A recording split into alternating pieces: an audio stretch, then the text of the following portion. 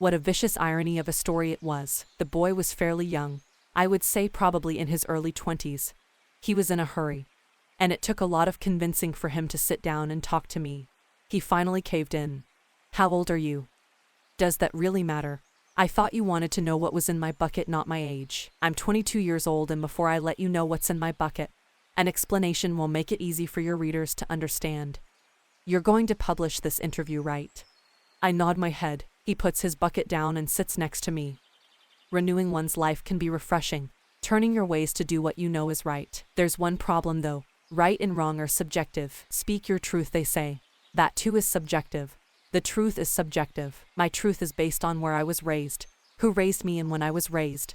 My truth is who I am today. My beliefs are mine, and I have the right to have them. Yeah, right.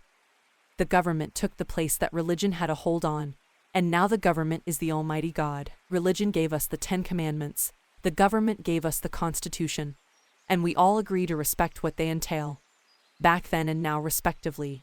Another thought to bear. Marriage is a legal binding between two people who profess their love to each other. But if you break that legal binding, by let's say being unfaithful, how is that not illegal as per the Constitution? At least the Bible had that part sorted out. He pauses and gazes at his bucket, clearly searching for something in his head. Hebrew chapter 13 verse 4. Give honor to marriage, and remain faithful to one another in marriage. God will surely judge people who are immoral, and those who commit adultery. Such great words from the Holy Book. It hurts when people cheat. My father cheated on my mother. Why he did it? Well, that's a query to ponder. He pushes the bucket right in front of me for my eyes to have a clear view of what was inside. To be completely honest with you, it won't really matter what's in my bucket, for I was on my way to sell it. That's why I was in a hurry. It'll go for a hefty price, for it was made by one of the finest carpenters in town. My father. May his soul never rest. He turns his head to the other side and spits on the ground. My mother is a decent lady. She didn't deserve all the misery and hurt he gave her. What bothers me the most is the fact that he was always nice to me and never did me no wrong. Why couldn't that be the same case with my mother? So much for an Ouroboros as a gift.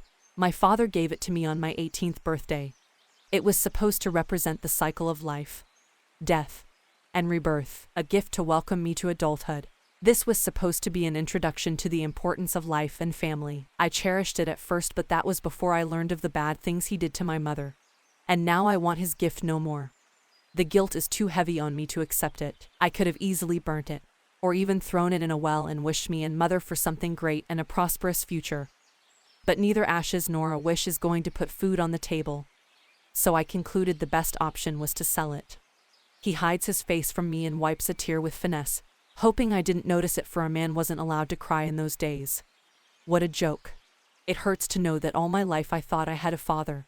But in reality I was a bastard, and the man in front of me was a facade. I understand it though.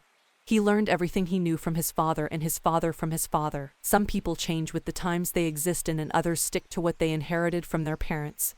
I guess my father was the latter. I won't follow suit. I'll be better. I promise myself that every morning, first thing I do when I open my eyes. In a different light, I'm not that different from my father, for the hate trickled down from his generation to mine. I hated him for how he treated my mother, the same way he hated his father for hating him. What a vicious cycle of life.